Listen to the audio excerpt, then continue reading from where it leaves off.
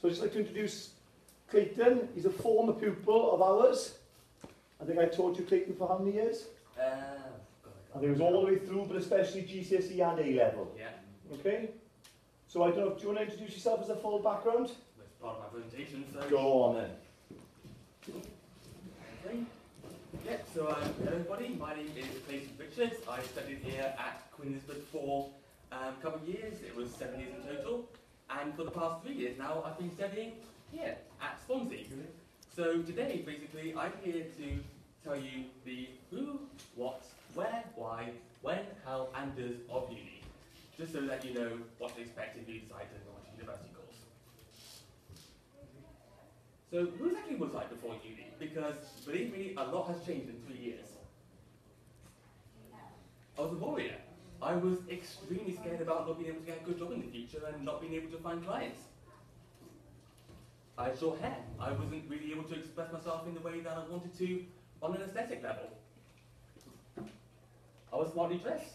I was that one kid who always had their tie this long with the neck right up to the collar. That would be me. I was shy. The person I was 3 years ago would not be here talking to you today, believe me. Also learned things I didn't actually expect to learn. I did not know there was this entire language about typography, because you have leading, kerning, tracking, orphans, widows, alignment, justification, rivers, ligatures, serif and sans serif, and the list will go on forever if I carry on with that. So, yeah, there's a lot I learned about typography. I also learned more about politics in the past 3 years than I have in my entire life. And at least now, when people are trying to get people to vote for you, I now actually know what you're voting for. I've also learned things about myself. Being here in school, I felt very much under peer pressure and that I had to like all the same things everybody else liked. But by going to university, I was able to very much explore my passions further, and I didn't realise I was such a big fan of jazz music. So I've actually discovered a few jazz musicians, got a few of my favourites, and on the whole, I've just developed myself a bit more since going to uni. So where has my studying taken me?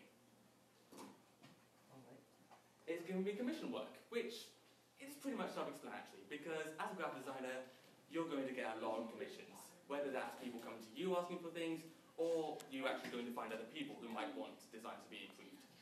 So that pretty much explains itself. I've also done work experience, which, despite being unpaid, has led me to some very big places.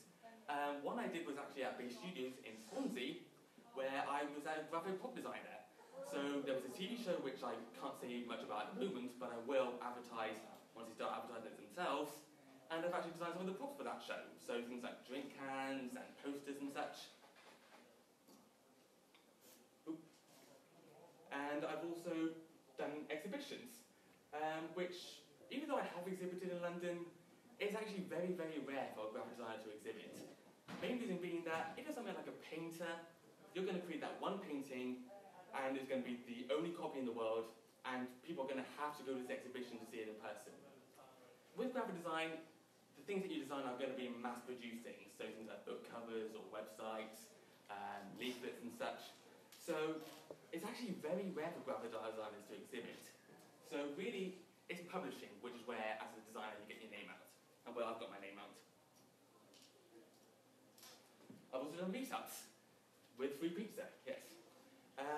This is really a good opportunity to find people with similar interests to you, bounce knowledge of one another, maybe they might be able to give you a job in the future, a little commission.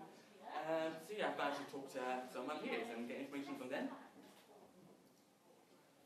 And I've also done blogging. The package I use for hosting my website, which is one.com, allows me to actually use WordPress as well for free. So I've been able to use that as my blogging platform and share my knowledge and interests, which I'm now talking to you guys about. So why should you think about uni? Because there's a lot to consider. You do get a lot of independence when you go to university. And as I said, you get to discover a lot more about your own passions and about yourself. But with that independence comes a very big thing, which I think you should all know about right now.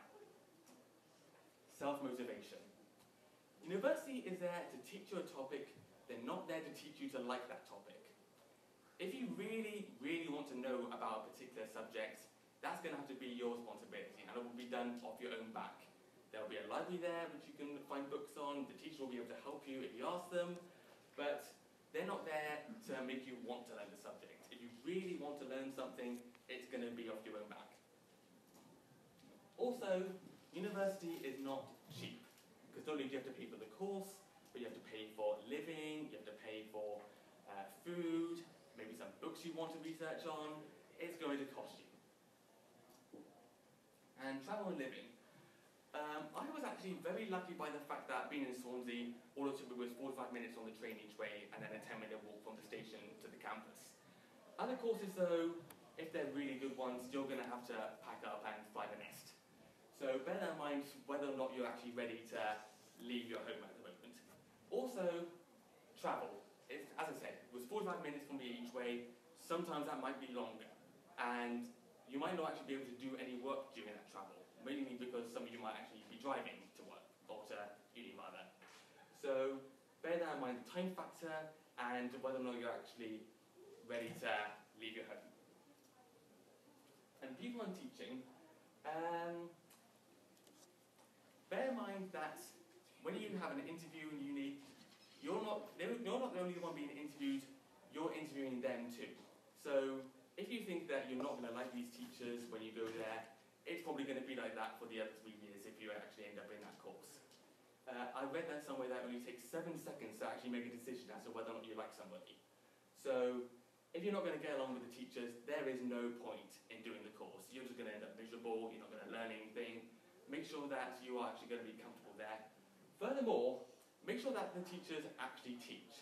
Because I have heard nightmare stories about courses, and some big courses that is, where all you do is walk into the classroom, they give you a list of YouTube links, and then tell you to go and do the research yourself. But the thing about that is, YouTube doesn't actually teach. With a teacher, you're able to actually tell what your problem is, they're able to pinpoint where you're going wrong, they're able to see where you're actually struggling with your work, and they might be able to interpret what you need to know in language you might understand. YouTube can't do that. It's strict, it's rigid, it doesn't actually know what you're doing, it's only really useless and as a backup if nothing else. So if you're going to go to a university course, make sure that the teachers are actually teaching. Because there are some big courses out there, which I'm not going to name, but they will only give you the very, very basics. It won't teach you, and you'll end up being rather annoyed about that.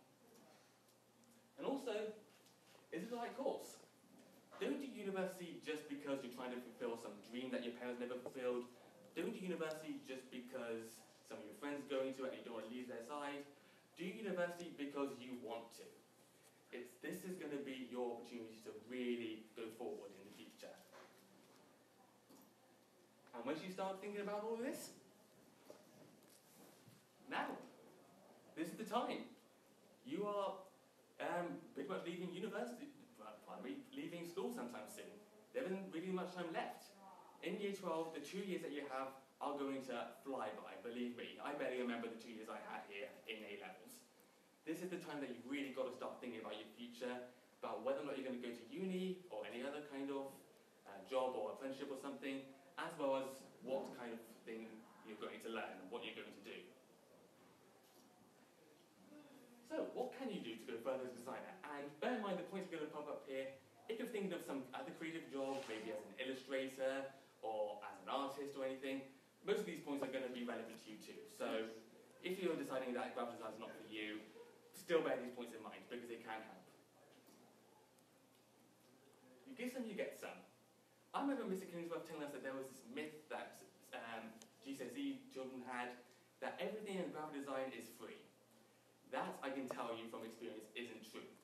Because you have to pay for softwares, you have to pay for printing, you have to pay for web hosting, you have to pay for test scripts to make sure it actually works, and you've got to pay for communication with phone calls and such. Just because you're sat at a computer all day doesn't mean it doesn't cost anything. Furthermore, if you really want to show quality in your designs, you're going to have to fork that little bit extra. Vistaprint is banned when you're a graphic designer, especially in the UK, because it's American dimensions, it it's cheap, it prints off soggy, and it just doesn't show you your quality. I use Moo.com for my business cards, which I've got some here. I'm more than happy to hand out if you're interested. If you want to show your quality in design or any other artistic field, you're going to have to pay that little bit extra. But it will be worth it, believe me. Know what you like. Teachers and professionals absolutely love it when you use buzzwords, when you're able to talk about learning, coding, tracking like I did earlier. Because not only does it show you're genuinely passionate, but it shows that you know what you're talking about. Well, obviously you've got to know what those terms actually mean, you can't just make them up. But when you're actually able to explain what it is you like and why you like it, even if it's something that the lecturer doesn't actually like themselves, knowing that you're able to explain it will be able to have a much better communication with you. They'll be able to understand you, and they'll be able to talk to you about things and maybe suggest some ideas.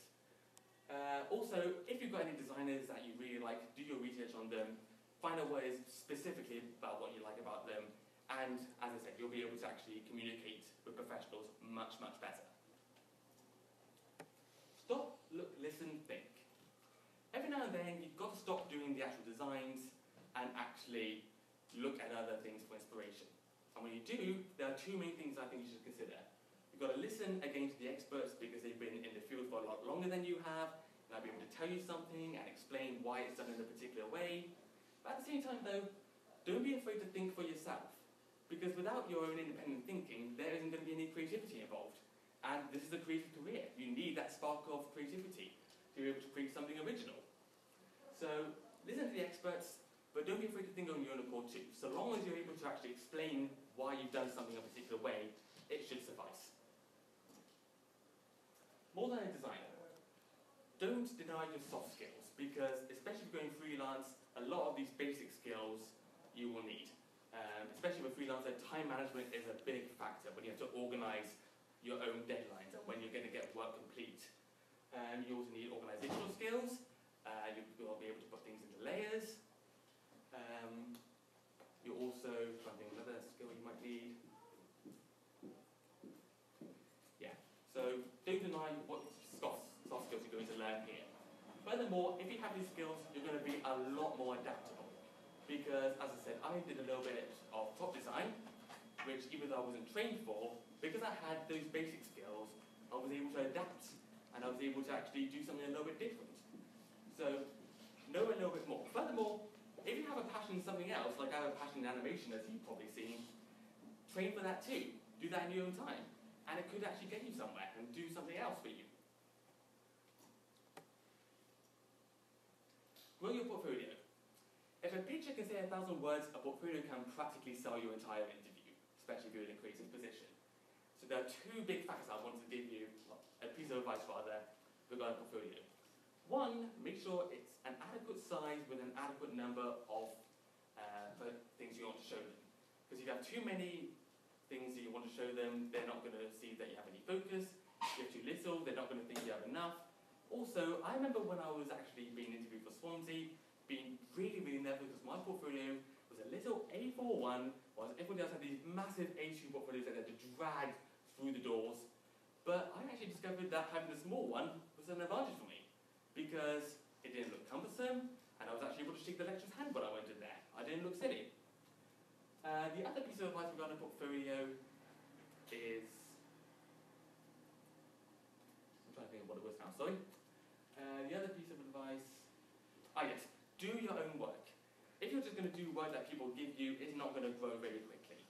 The lecturers that I had absolutely loved it that I did projects of my own back, that I was able to just make up brands in my own head, and then spend a day or two working on how that brand would look, and the corporate identity and logo and such, because that again showed that I actually was genuinely interested in this sort of career.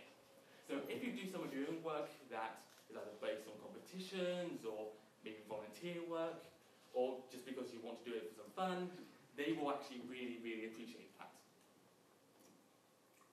Networking will get you working.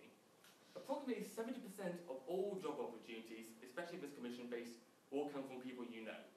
So, as good as social media can be as a networking platform, it's nothing like actually going out there and talking to people, like I'm talking to you right now. When you talk to people, people get to know what you're like, and people will get to talk to you, you get a much quicker response, you get to befriend people quicker. So don't deny networking, because networking can get you to good places. And finally, don't worry, be happy.